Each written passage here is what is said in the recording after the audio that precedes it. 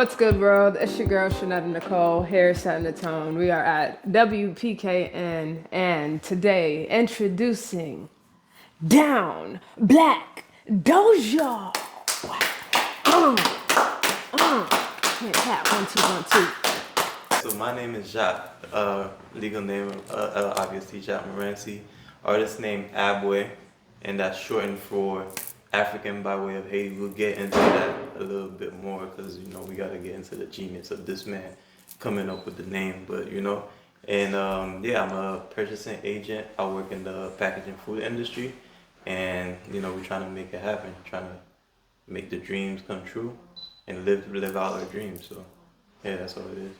All right. I'm just a cool guy. I make music.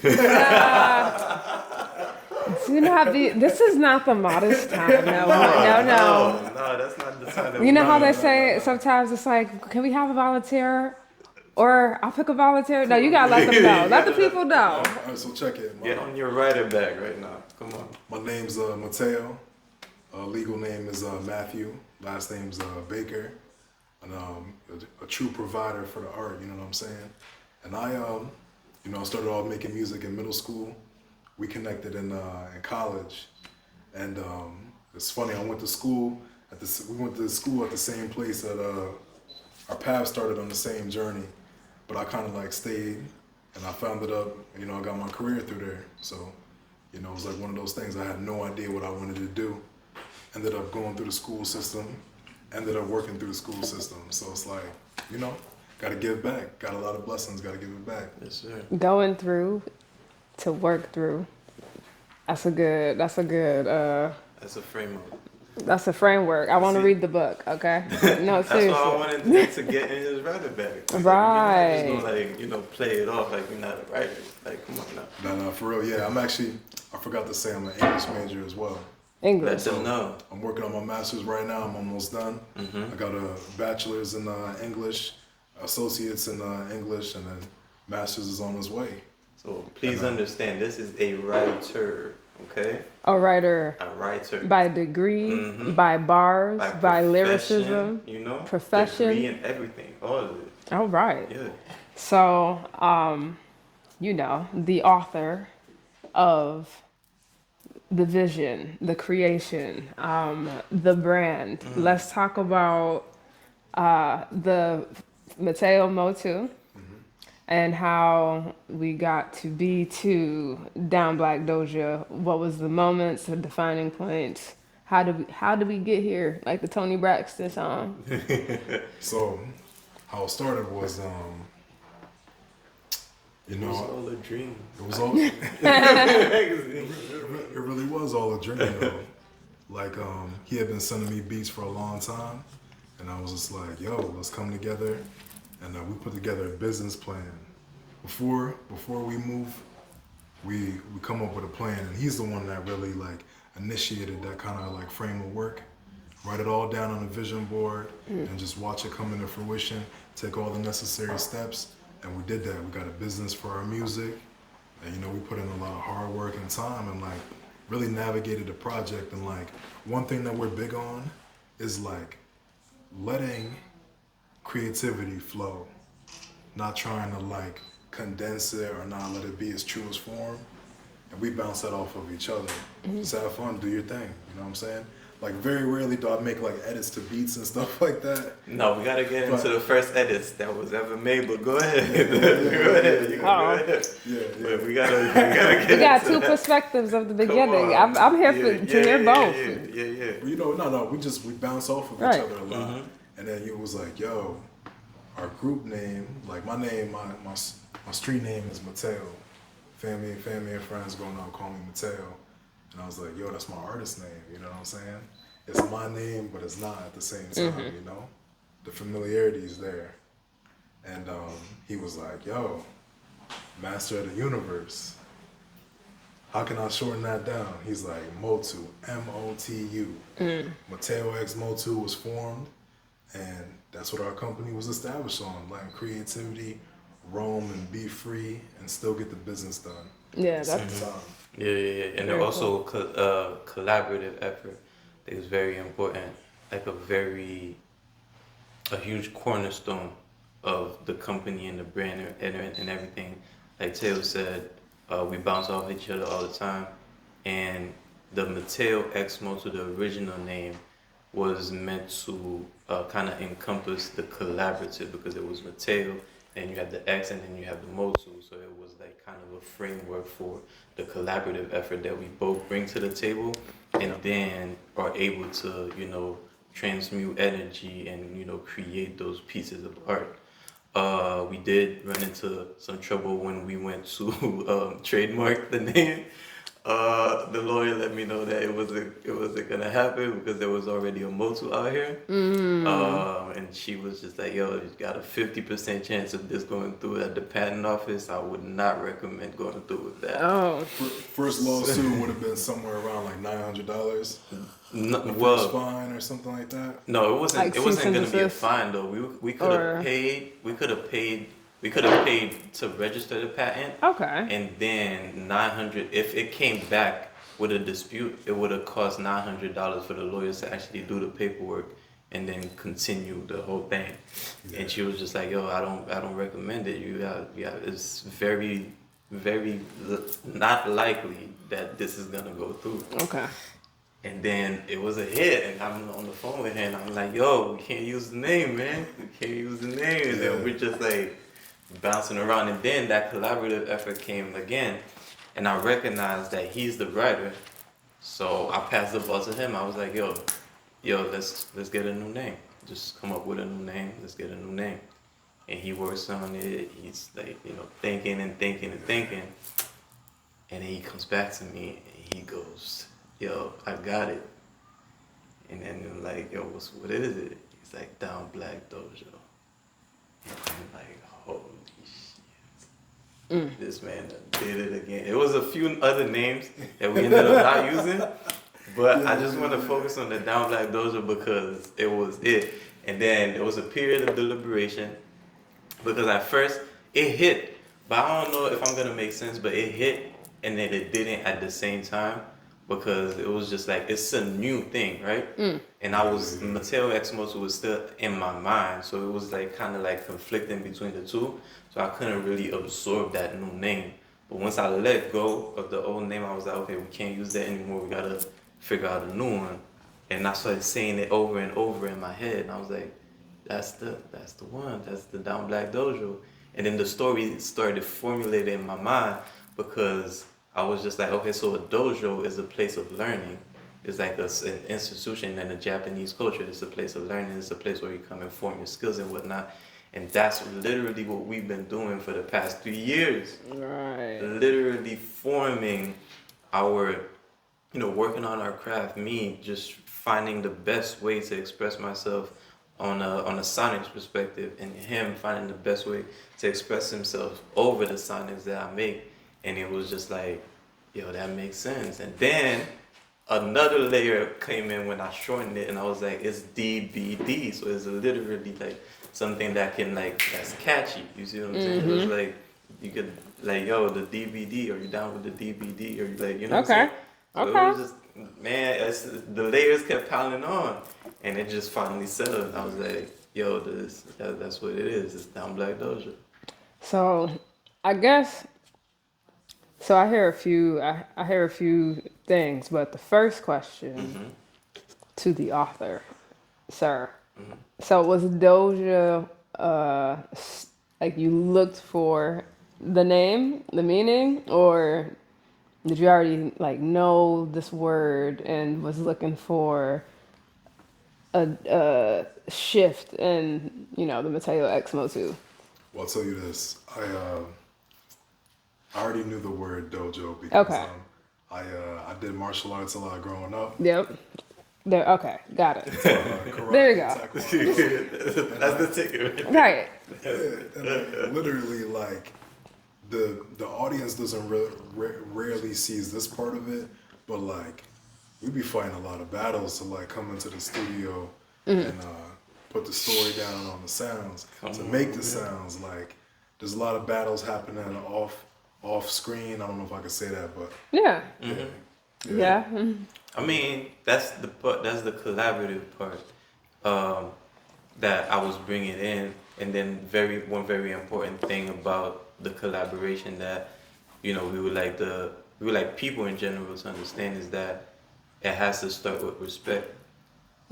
And the respect that we have for each other allowed us to grow through those conflicts, or not seeing eye to eye on certain things, and power through it and actually move past it. Just it's really important to understand that there's always gonna be a difference of opinion. You see what I'm saying? But if you start with respect with one another, then we could both bring our perspective to the table, and let me take this, let me take this, and let me take this, and then we bring it together. And also, which story do you want me to tell? You want me to tell the legend story, or do you want me to tell the other ones, the Hot Now?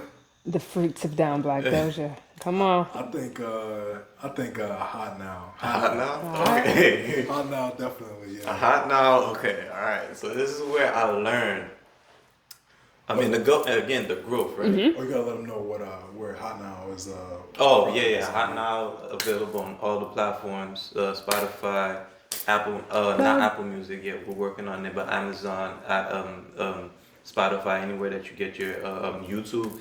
You wanna go check out YouTube? We're on all the platforms. Can we put like a bar right here? So if I'm pointing right here, check out. Go check out all of them. We're gonna right put the here. links. Check it out. And the big project that it's on, or EP, is called A for Futurism on all platforms. Available on all platforms. Plug. All right. So we did that. All right. You see, he's on his Mac. Yeah. You know what I'm saying? So this is a funny story, an interesting story and then it's like a growth story too, because that's the part where I learned what an artist need. Because before, I would make beats, but it would be to entertain me. Okay. You see what I'm saying? They would have way too much space, too many instruments, and it was basically to entertain me because nobody was rapping over them. So I was just like, I gotta keep hearing them over and over again. So I was just like, and they was sitting on my drive. And that's when we decided to come and work together and stuff like that. So I'm sending them beats. Then he goes and he says, yo, on that beat, I think it was track 5 at the time. It wasn't, didn't have the name. He's like, and mind you, I'm attached to it, right? I made it, it's perfect in my mind.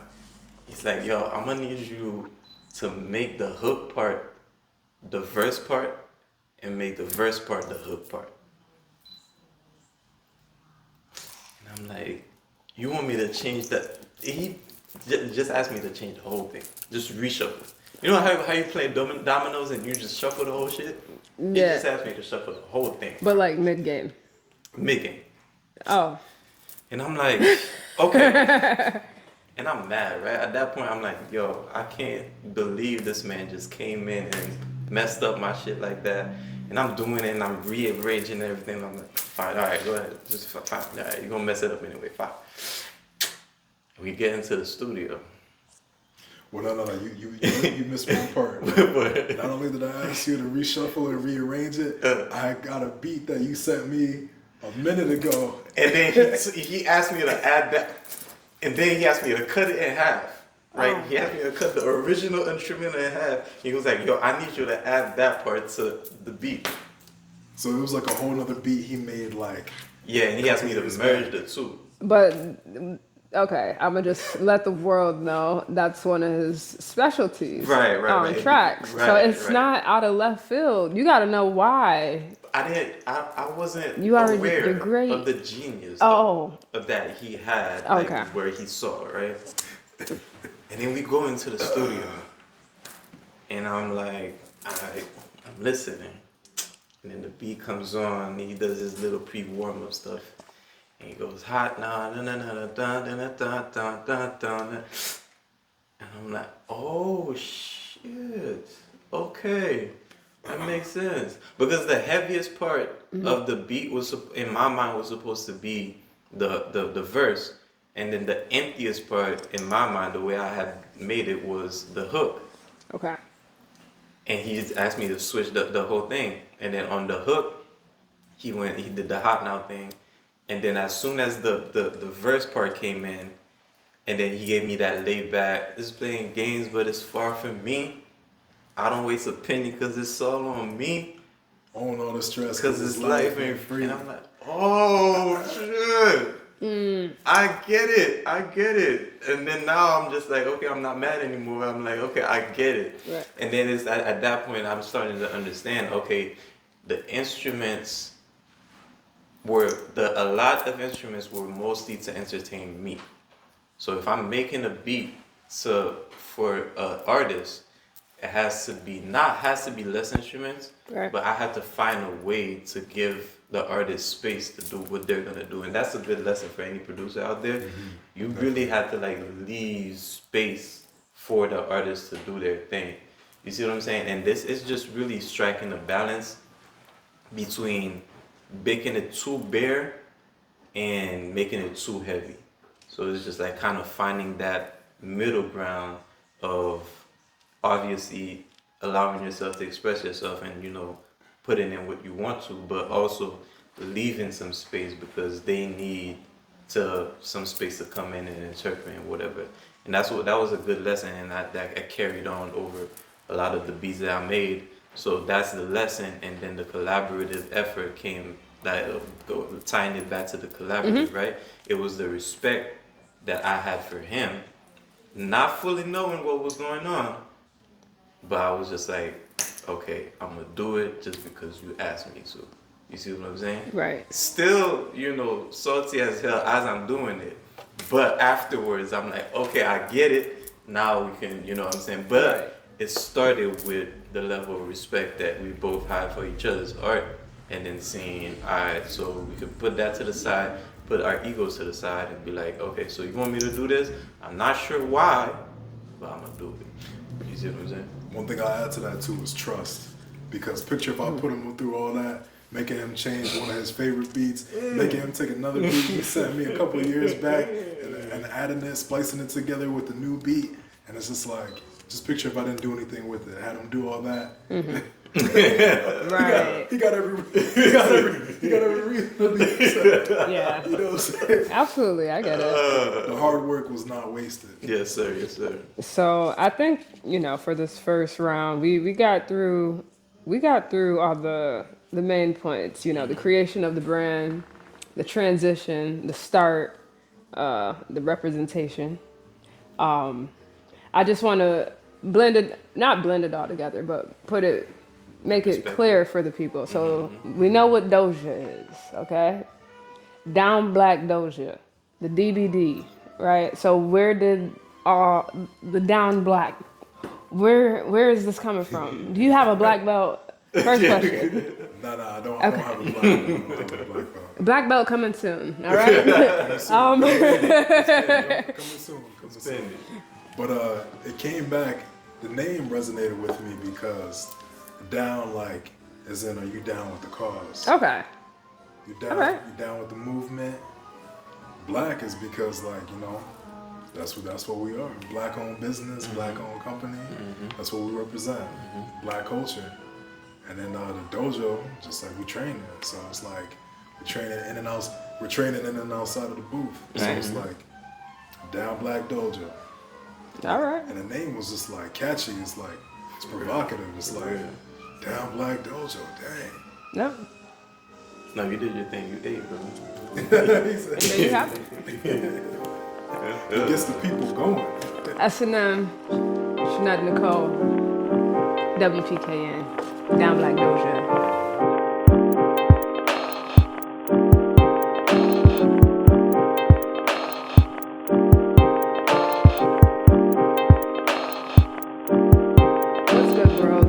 Back with the Down Black Dojo at WPKN, and we just bringing you just background, archive knowledge on what they're doing, what they got going on, and that's right. Period. Yeah. So if you missed the first part, play back, because everything that is moving forward got everything to do with what was said, and we don't repeat ourselves. We S&M and keep it moving. So I said that. You said that. Period.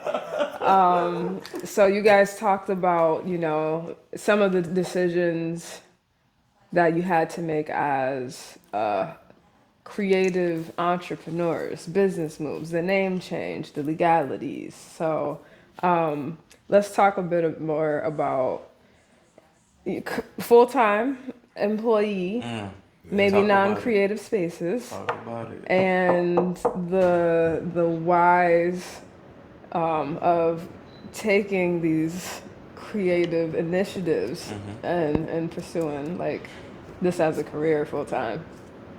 Well, I'll tell you what, one of the biggest whys, I could go back as an English major. There's an African American lit short story novel I'll let you read before. And there's a story in there called The Typewriter. Okay. And in the story, The Typewriter, this struggling family and an apartment can barely afford to make rent, and the daughter needs a typewriter for school. So the dad ends up, using a little bit of his savings to buy the typewriter for his daughter. And, she was doing her thing on there, but eventually the passion died out. And then the dad found himself on a typewriter late at night typing away because that was his dream. And the daughter was just like, "Oh, Dad, I don't have any use for it anymore. And so you could sell it back and get Mom that nice dress she wanted." So it was like at the end of the story, it was just like, here lies the typewriter's dreams, like reading out like a death will or something like that. And basically, he didn't live out his dreams. He worked a 9 to 5.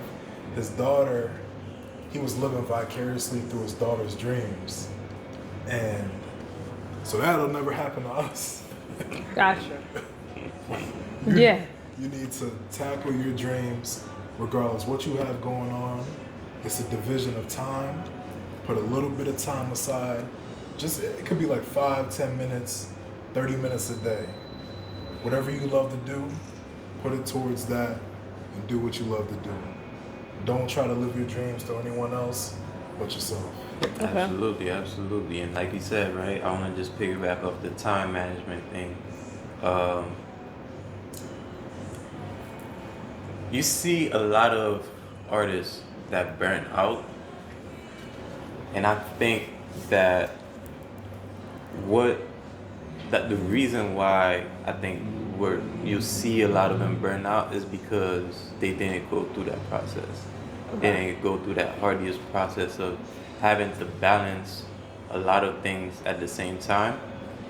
And, going into the music industry, I feel like it's clear that there's a lot of distractions, a lot of things that is going to come your way.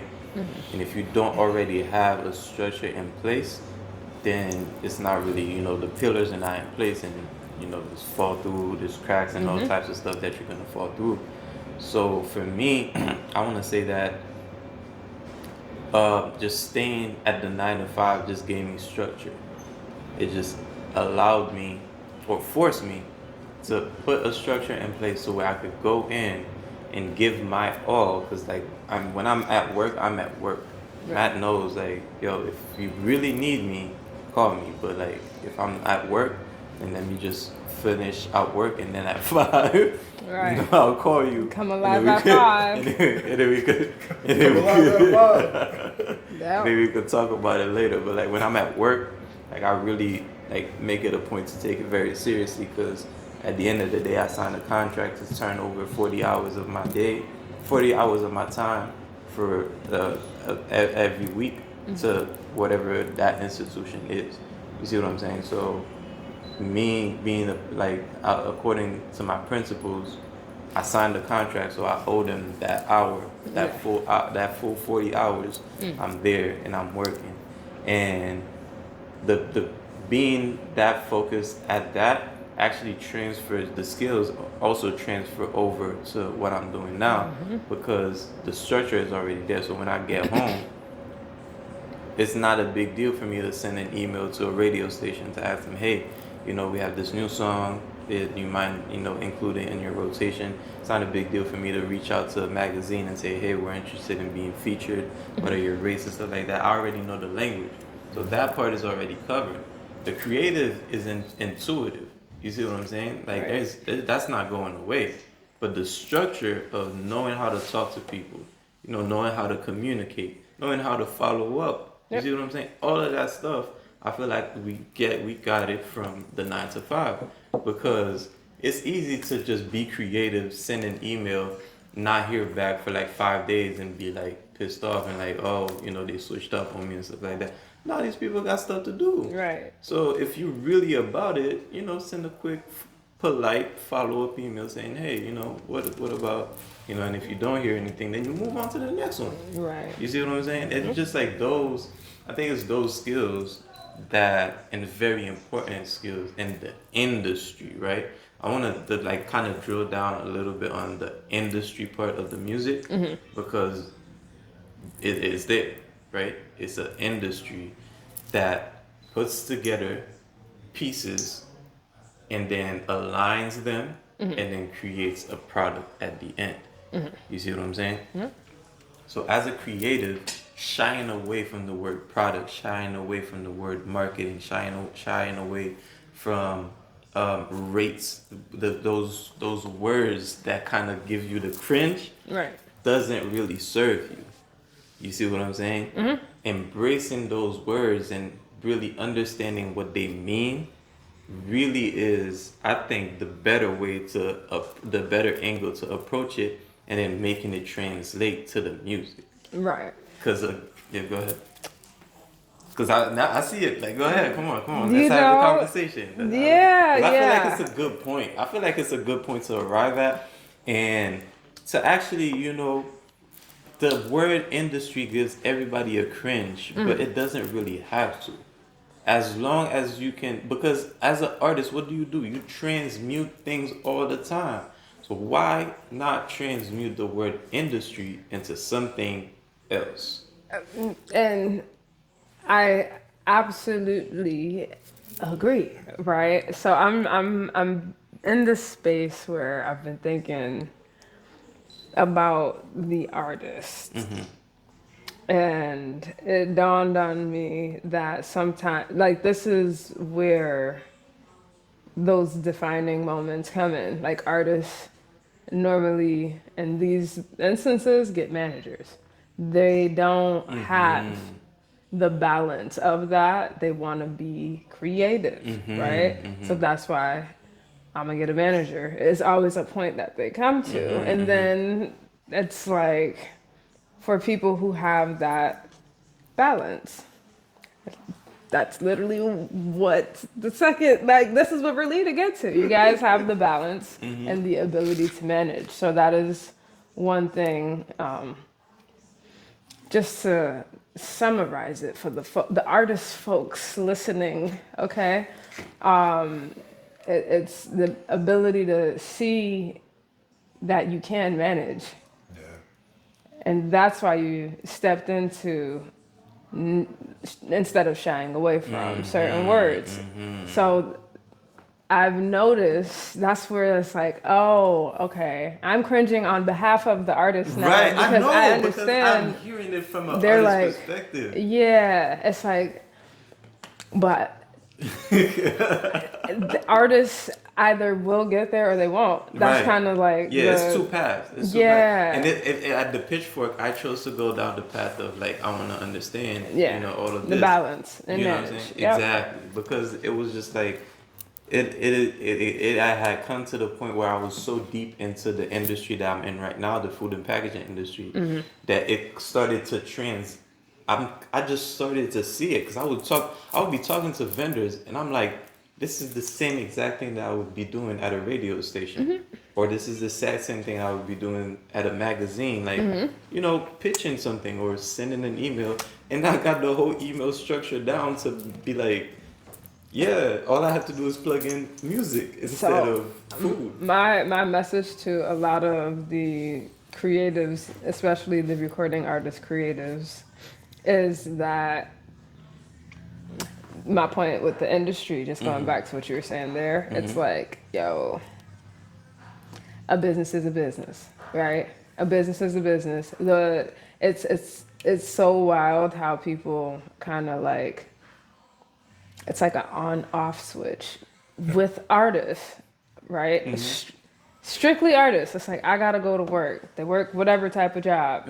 And then off switch. Okay, I'm gonna be an artist now. And it's like, there was a moment in my path where that got annoying and the switch just stayed on. And it's like, oh, I'm an artist who knows how to manage. But this bill is getting high, so I'm gonna turn that off real quick, you know? That's my on and off. Versus there's like, oh, I'm gonna clock in but not give the same energy, the clock energy to my art. The clock energy user with it. That's new. That's now. Okay. So we did that. That just happened. Yeah, but it's yeah, man. I'm not there yet, so I'm really glad we're having these conversations because this is a genuine freaking reaction of like, yo, this it's is different. Like to help like everybody, right? It's this two is like, different ways. You're doing yourself a disservice by turning it off.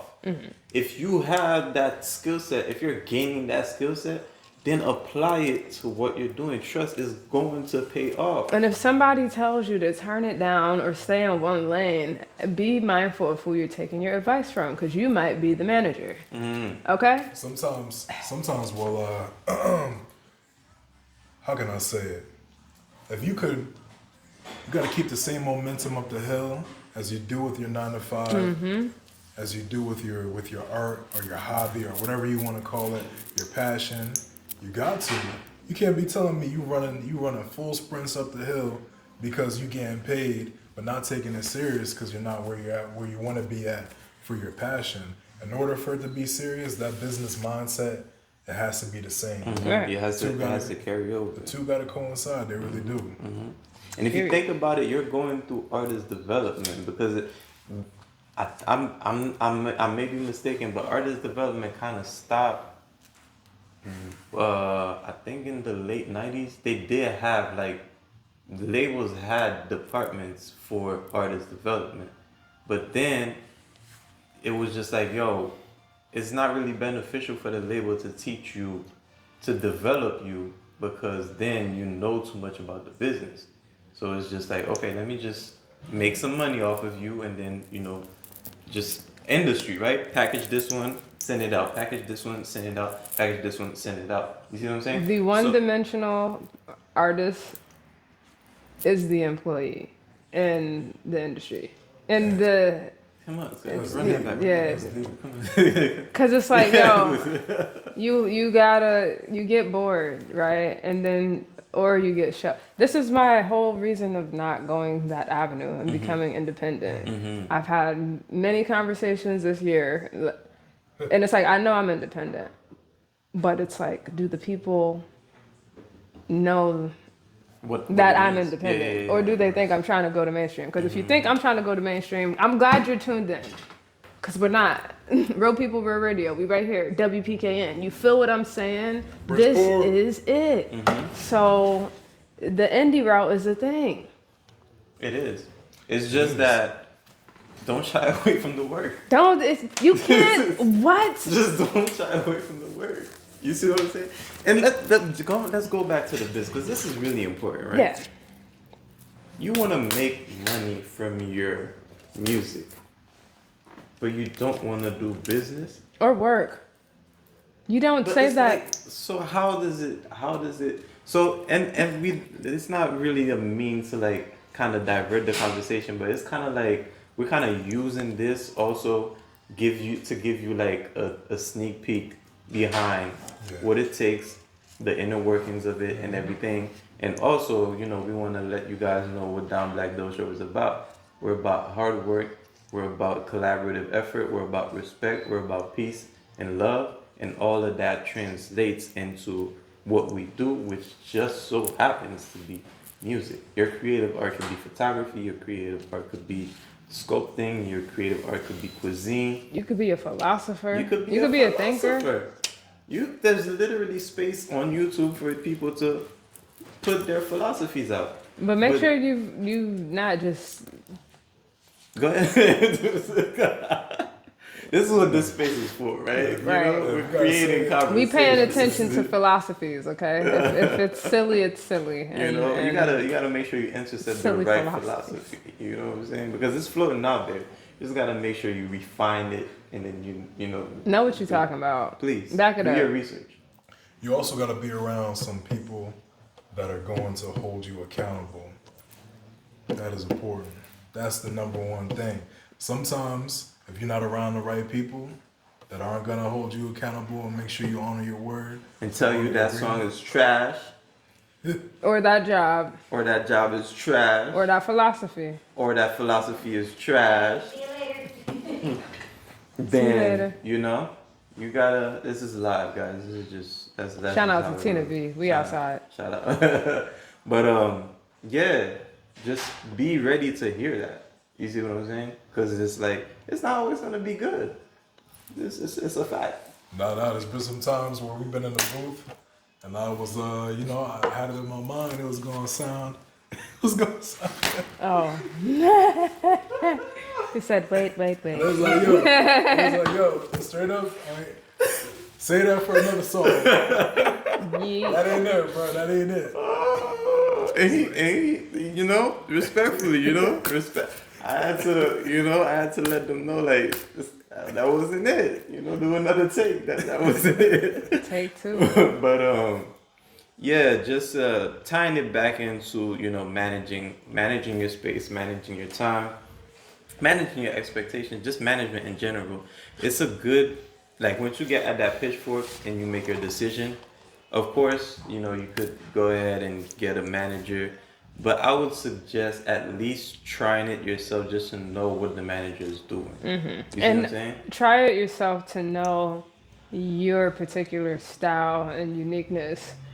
Because I feel like a lot of people want managers because they want to look like what this person is doing and look like. And it's like, so certain people have defined styles and defined brands, So if you're trying to... You gotta know you. You gotta know your definition of whatever a business is. And just know that Netta is not just saying that because she's saying that. We worked with Netta for 6 months, as a manager. And we got to different heights, you know what I'm saying? No, we really did. Yeah, so shout out to Netta. For taking Consider this a testimony of you guys. Plug in. This is another plug. Okay. But yeah, it's like I told you I got you, right? I see. So yeah, we had to go through the experience of working with a manager, seeing what it looks like, and then it also helped that we had already taken some certain steps. We already had being in touch with people, being in touch with, entities that can help move forward. And, Netta took us to the next step, showed us what is actually needed, on your quote unquote resume. I don't want to say quote unquote resume because it is still a resume. It's like an EPK. Either. Yeah, EPK. EPK can go on a resume. Okay. Right. When you're a manager and a boss, guys, you need both. And they got both.